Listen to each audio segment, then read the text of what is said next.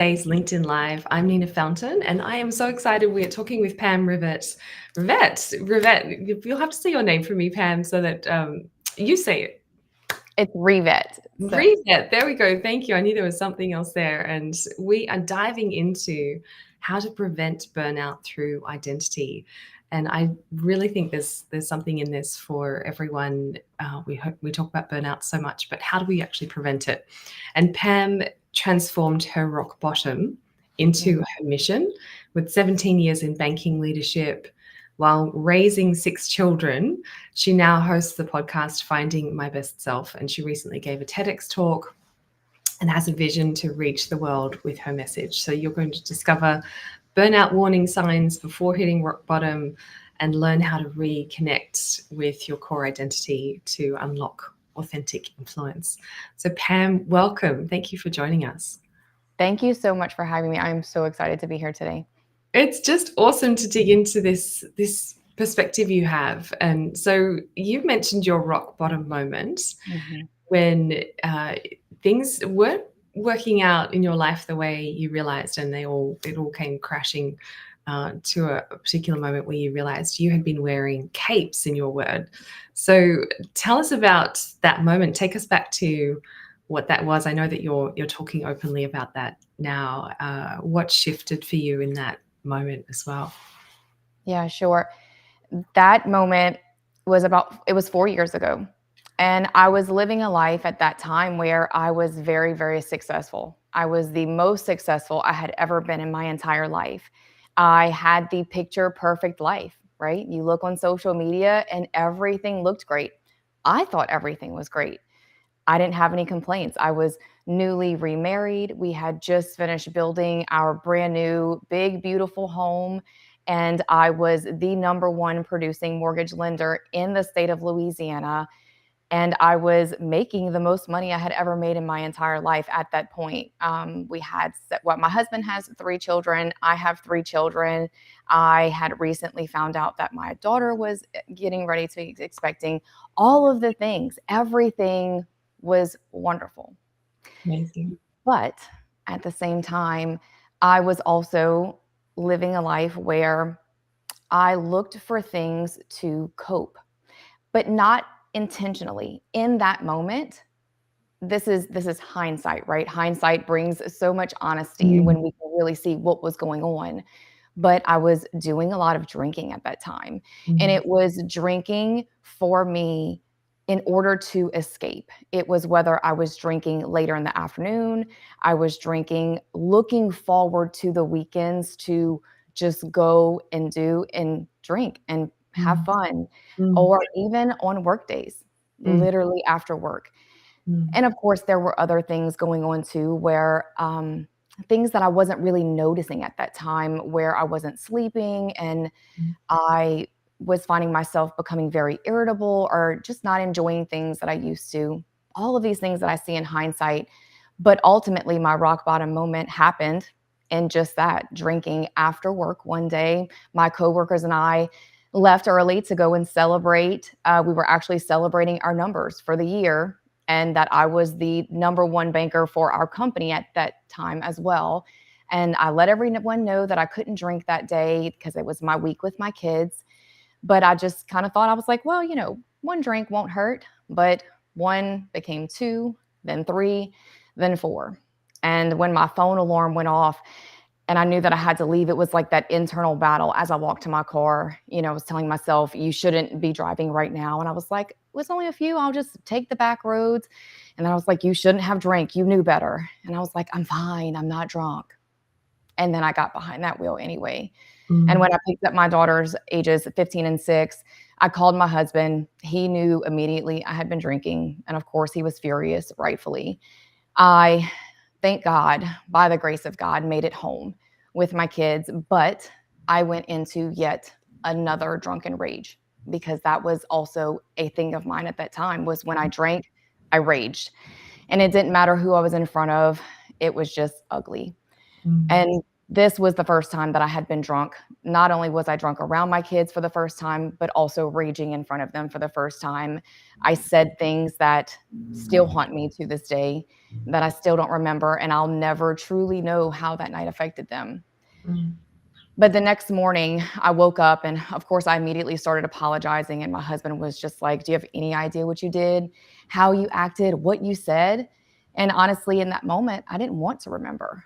I still don't. I never want to remember what happened that night.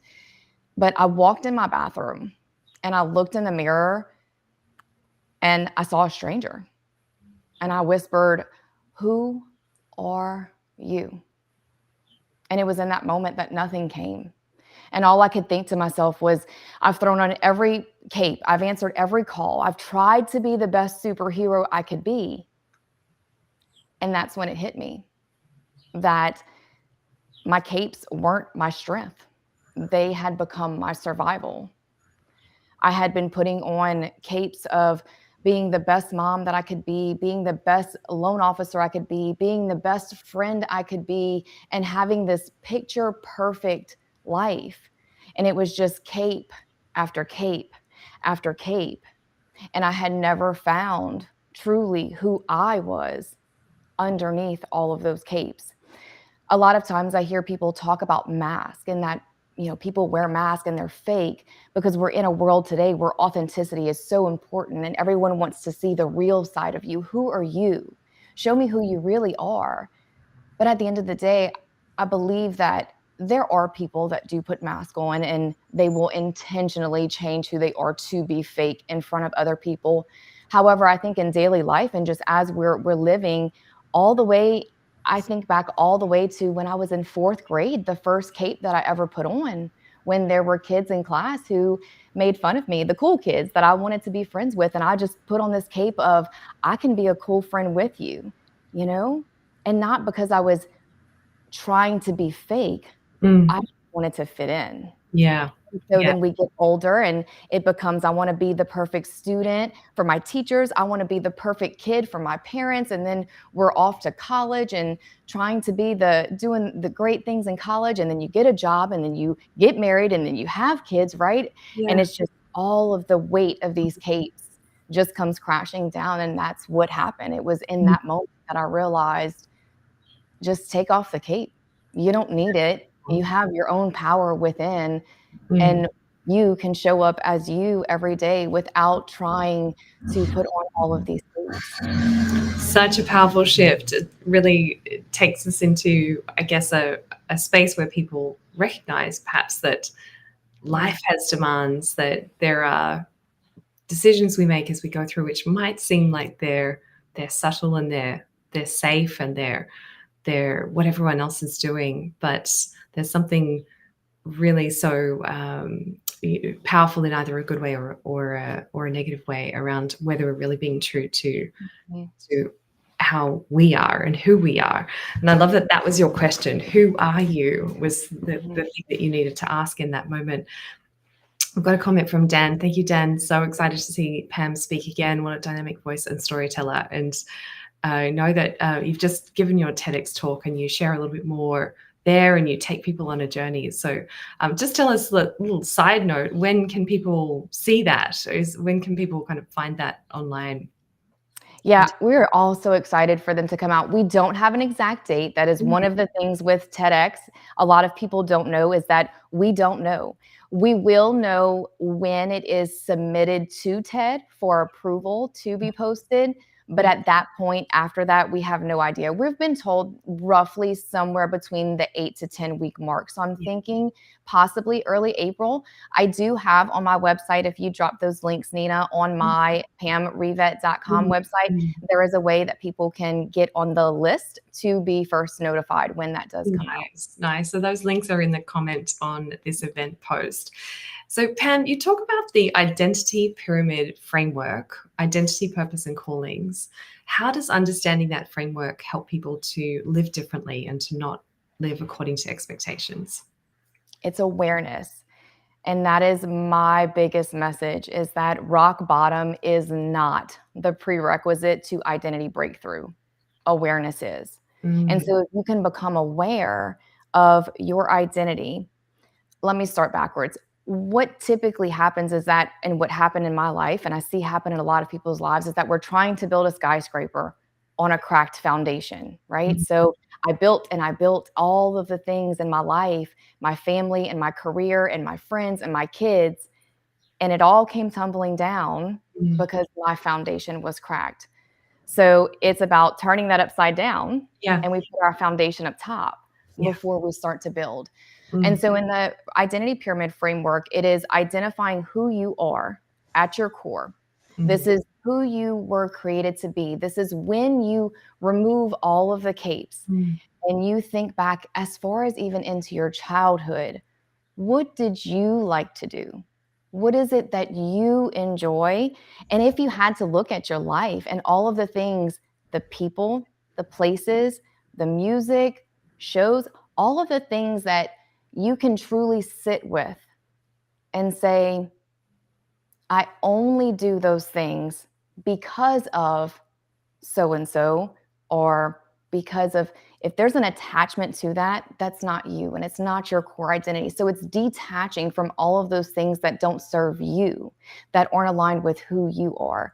So, and then once you can go from your identity, what I found is that I reached a time, and this is after my rock bottom moment, when I started to rebuild. And I finally was realizing all of the things that I was truly passionate about, the things that I really wanted to do, and the things that I really wanted to speak on, and what I wanted to share with the world, how I wanted to serve. I found myself at another place where I was my plate is so full.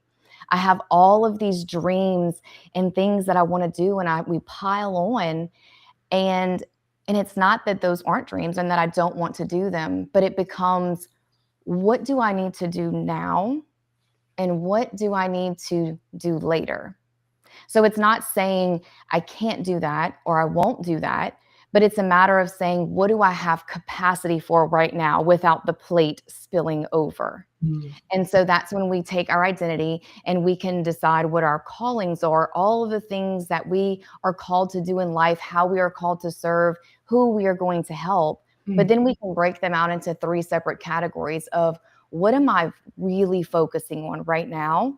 Those main core focus areas where I can put the most time and attention into. Mm. And then you may have a category of things that right now we're just going to maintain these things. They're already working well, and I'm just going to put in the effort to just continue to maintain them. And then what are the things that I need to put on pause? Mm. And these are the things that I know are in my dreams. They are part of my goals and things that I am working towards. However, either A, the time is just not right, or B, I just don't have the capacity. And the reason we do that is because if not, we're trying to work on all of the things on our plate, but then we squirrel and try to work on too many things at once and nothing ever gets done, or you're not doing it to the best of your ability and giving it as much attention as it should, Mm.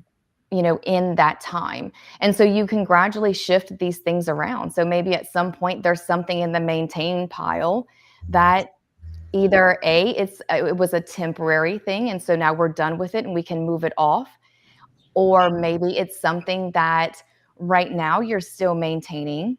And so for me, that's mortgage, right? I'm still in the mortgage industry. And so that is sitting in my maintain pile because I know that at some point I have every intention to completely walk away from that. And so when I do, I can take that off of my maintain, move something from my focus, which I'm focusing on now, will be eligible to just be maintained at some point, and then I can take something off of pause and move it back into focus, So it's right? a So much we can strategic cycle through them. approach to really knowing what you've taken on, that firstly whether it's aligned with you and your identity or perhaps your callings, and then really being quite savvy about what you let into your life and what you take on through that. And so that sounds like a fantastic way out of burnout, or away from burnout. And one of the things I love that you talk about is that burnout doesn't need to be the moment, or hitting rock bottom doesn't need to be the moment when Yeah. people develop that awareness. And so you've given us a taste in your story. What are some of the things you've seen people have had as warning signs? What's going on in someone's life Mm. when these are actually red flags that they're not paying attention to? There's some subtle things that you've mentioned that could seem like they're just part of a normal day, but in fact, they are warning signs that rock bottom could be around the corner. Yeah, those were the things that I wish I would have noticed, or that I wish someone would have pointed out to me at that time when I was on the verge of hitting that rock bottom Mhm. moment. It's things like that constant mental fog when you feel like you walk into a room and you just can't remember why you're there, or you hit that midday crash and no amount of caffeine can fix it, or it's the trouble sleeping at night even though you're so exhausted, Mm. or even that creeping sense of numbness, and where you just feel like you're going through the motions, but you're never fully present in a moment.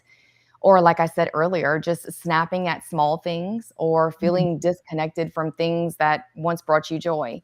And what happens is we just tell ourselves, "Oh, I'm just tired," or "I'm just stressed out," Mm. or even worse, "This is normal adult life."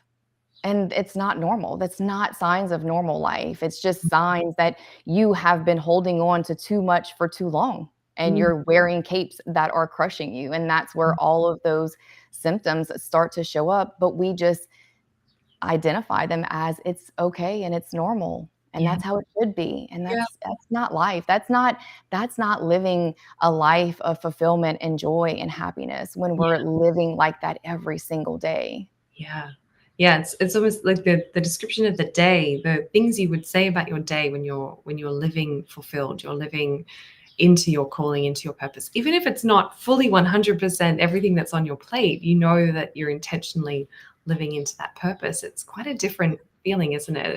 It's I guess clarity, I guess, a sense of ease, a sense of joy about the day.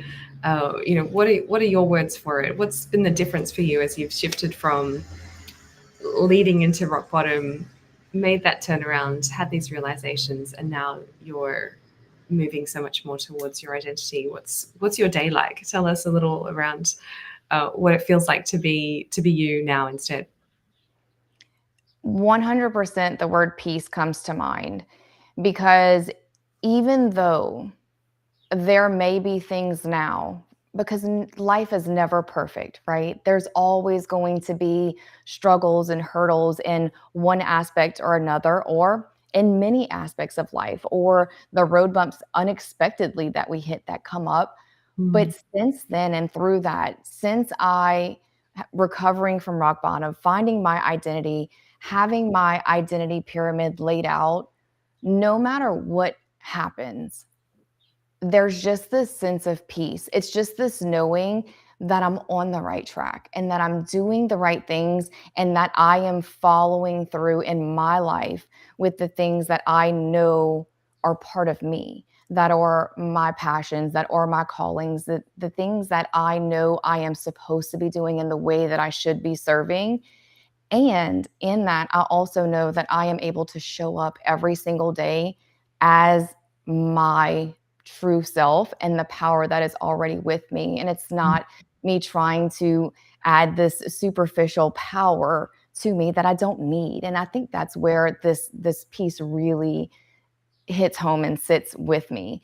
And even when the road bumps and the struggles, or even things that I need to make decisions on, again, if it's that identity pyramid, it makes it so much easier to help make decisions to move forward with, does this align?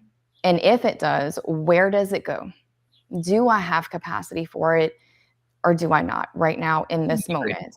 Busy life, right? Like an example of Yeah. working, starting a business, children, Yes. family, all the social things. It can be a lot. So that clarity around decision making can really uh, bring ease and peace. I get that. That's awesome. And also when making your schedule, if, in most cases, I know a lot of us will schedule our days and schedule our time. that has also helped me. What I'm putting in that maintain pile and Mhm. what I'm putting in that focus pile also helps decipher what and how much time I am putting towards certain things during the week. Mm. So I know at that point I need to have more focus time on my focus area and Yeah. a little less time on this maintain area as well. So Yeah. that makes a big difference too. And then obviously when you take things on pause, they're just not in there at all. It's Yeah. the things that we're still dreaming on and journaling about when that door opens, when that time Love comes. it. Love it. And in each of those decisions, there's a decision for ourselves that brings energy and brings peace. So it rejuvenates us rather than detracting. And I think to me, that's the big connection with that's how we avoid burnout is through, through not constantly being in a situation where actually we are being drained and our energy is being taken, far too much than more than it should. Yeah. Well, and at the end of the day, I think it's just choosing you, right? Nice. Choosing you Okay. before you choose everyone and everything else, Mm, right? And it's not a it's that we're constantly trying to be and do who the world tells mm. us that we should be or that we need to be, right? So it's in the morning when you wake up and choosing you first Yeah, nice. before you step into any of your roles. Love that. Love that. So this is a great link to a topic I wanted to talk with you about, because you've mentioned with your social media content that what you find is that when you snap and throw something onto social, when it's more authentic in your words, when it's more you, that those are the posts that perform better than anything else. You're speaking what's on your heart. So, what have you found about that? What is it that people connect with? What do you think is going on there? Yeah, tell. I'd actually love to go into your process. How does it work for you to just shoot and post? Yeah.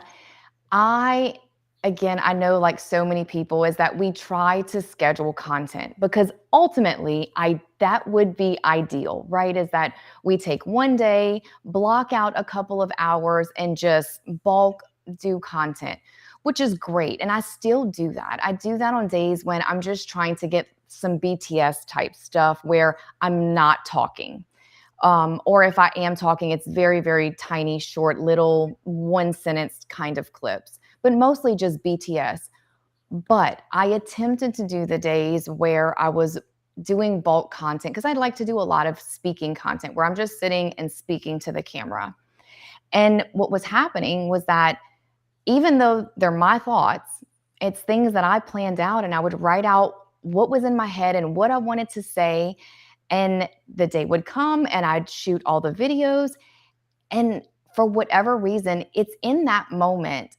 I think it's just the authenticity really shows through. I think you can hear it in your tone, in your voice. You Mm, can see it in your body language. mm, There is just a difference in when you are repeating thoughts that were from a week or two ago. mm, Whereas if you in the moment that you have, this thought, something is on your heart that you want to share, maybe a lot of times for me, it's I get a phone call from someone and they say something and I'm like, and I give them advice and I'm like, I really need to make a video on that. Or maybe it's something I see on social media. There's always something in life that triggers our thoughts, right? mm, And what we want to share about.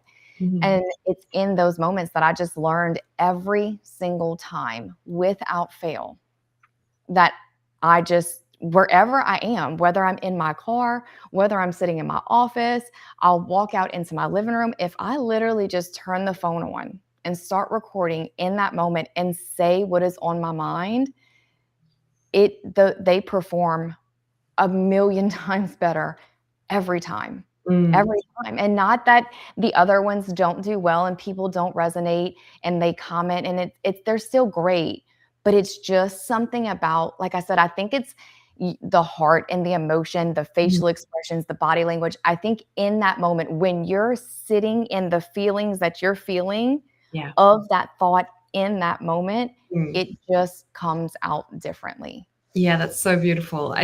There's something really, it's a gift to people, isn't it? When we're in the moment and we actually are choosing a vulnerability about that, that it might not be perfected, it might not be ready to go, it might be, you know, that things don't look exactly how I would want them to, but this is the moment, and that's really where the power of that genuine expression and that genuine connection can happen. So thank you for sharing that process. I think there's something in it where a lot of the time we're thinking, and I'm seeing a lot of people use AI to do this for them.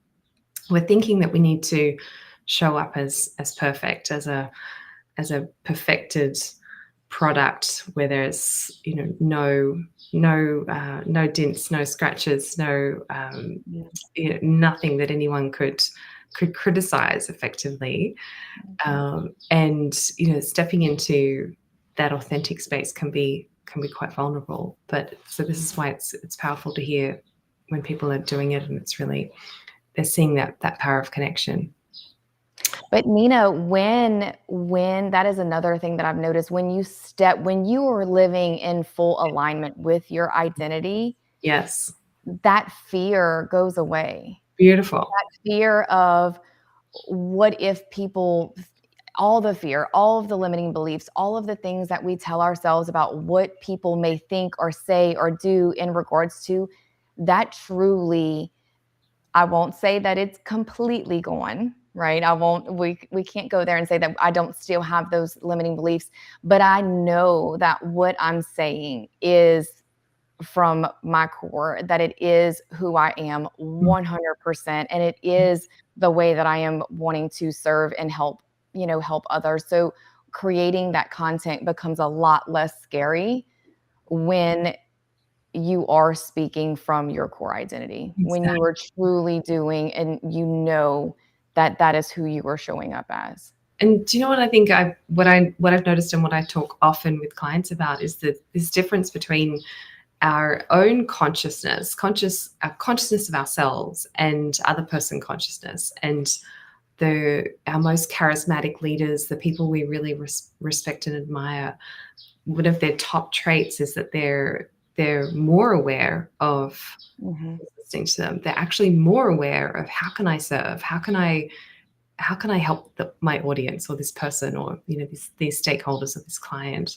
What do they need right now? And, you know, almost counterintuitively, that develops then the respect that we were, you know, hoping that we could establish, the authority, or the space that we were wanting to step into. But it's actually through serving, through being conscious of others, that we establish that kind of voice. So you're a beautiful example of that. Thank you so much. And tell us, what does stepping into your identity mean practically, if there's anything else other than what people, you know, need to think through with their identity framework, with how they prioritize their time in their day, the things on their plate. Is there any other direction that people also need to be thinking about, or are there any other tips that you want to give them in terms of practically stepping into their identity? The biggest tip that I can give you is that when I was in that process, that transitional period, transformation period, after I hit rock bottom into stepping into my identity, was that I had to remove the noise and the distractions and all of the things that I was unsure about in that moment. And so that meant, again, people, places, things, certain TV shows or music, and it becomes a little lonely. It's hard. It's not easy. But in order to really and truly find who you are, you have to remove all of that to really be able to sit with and journal and read and just be still and get quiet and just reconnect with who you are. So that way, when you start to pick back up those friends or those places or those things, you are doing them in the desire of, this is me and this is what I want to do, and not because I'm doing it because of so and so, or just trying to do what the world tells me that I should do. It becomes, I'm doing it because I want to, and not because I think that I should. Yeah, so great. So great. Pam, I have one sneaky little question for you. I know you just did TEDx, and I know you have an active wear company. Can we talk about style? What does Yes. style mean for you as a speaker, as someone who's visible? So yeah, can we dig into that? What's the role of style for you when you're being visible? That's an interesting question for me because of that. So, because I own an activewear brand, it's and I speak and I do a lot of things in a professional world. It's a balance, right? Of there's a lot of times where I'm wearing activewear that I am doing pictures and content and just to promote my activewear, but also knowing that there is a time and a place where I have to step out of that to dress more appropriately. And at the end of the day, it's still for me going back to my identity, right? It is who I am and how I would want to show up in those moments of my life. So again, I'm not dressing in a way where because I've seen someone else dresses this way, that's how I should do it, right? In both aspects, whether it is in activewear, we have a very specific type of activewear that we like to promote. And that is because that is part of my identity and the way that I want it to be shown and seen. And same thing as when I do any sort of speaking or coaching, it's just showing up as me in the more professional world, right? Yeah, amazing. Yeah, that balance I imagine would be a really kind of fun and potentially challenging one where then you've got this moment suddenly you might be wearing three hats a day, I imagine. So it'd be quite fun to there's some fun tricks I have myself around when you're going from a workshop facilitation to then you're doing something social. These are the days we live, aren't they, where you have to quickly change from from this role into that role. Mm. Yeah, it sounds like you have a bit of fun with it, and it sounds like when you're speaking, being more yourself at the same time serving your audience, you're stepping into a look that will communicate that for you. Yes. Yeah. Dan, thank you so much for notes on the link. So the link to your website, Pam, works when clicking the link I've posted. So if anyone's looking for that, drop through. If I'd been styled for TEDx by Pam, I'd be getting a lot more gigs, Dan says. So I love it. Dan's a fan of your styling, which is really neat. That's so cool. That's so cool. Thank you, Pam. Thank you so much for joining us. Is there any final comment or anything that you wanted to share with people as they think about preventing burnout and connecting with themselves? Again, just awareness, just becoming aware of everything, your surroundings, and everything that you are doing, the little things, just paying attention to what you may be associating with normal life and that it's okay. And what exactly should you do to things that you could remove to really start paying attention to who you are and to choose you first. So Mm, that way you mm, can then serve from your authentic and core identity. And mm, just remembering that when once you do and you're connected to your identity, when you are showing up for other people, spouses, children, family, whoever it is that you are making content for, that yeah. you are there to serve. And Mm, so, what exactly is that message and the way that you are wanting to show up to serve those people to the best of your ability? The beautiful. ability that you already have, the core identity and the ability that you have and the power that's already in you, Yeah. and not because you need anything additional to give you that power. So amazing. And it's so satisfying, isn't it? It's really, there's such a win-win when we take that approach. So thank you for elucidating it, for sharing it with us, for giving us that clarity. And people can find you via the links that I've dropped into the event post there. And you've got a free resource available there for people to begin their own reflection and identity. So that's something people could find by reaching out to you, I guess, or on your Yeah. website. What's the best way? And yes, on my website. And I also do one-on-one coaching as well. So the identity pyramid framework is something that I will actually sit and walk people through step by step. We can, as personal as they're willing to get, and just really dig deep and deciding and helping them just, lay it all out. Where should they be? It's that so that overwhelm does not hit of what should I do and where should I be going and what am I focusing on? I feel like there's too many things and I don't know what to do. That's where I was, right? And so it's just really breaking that down so that way you can move forward. And then once you do it once, it's so simple to just filter through and move things around afterwards. Have your framework and work with it going forward. Yeah.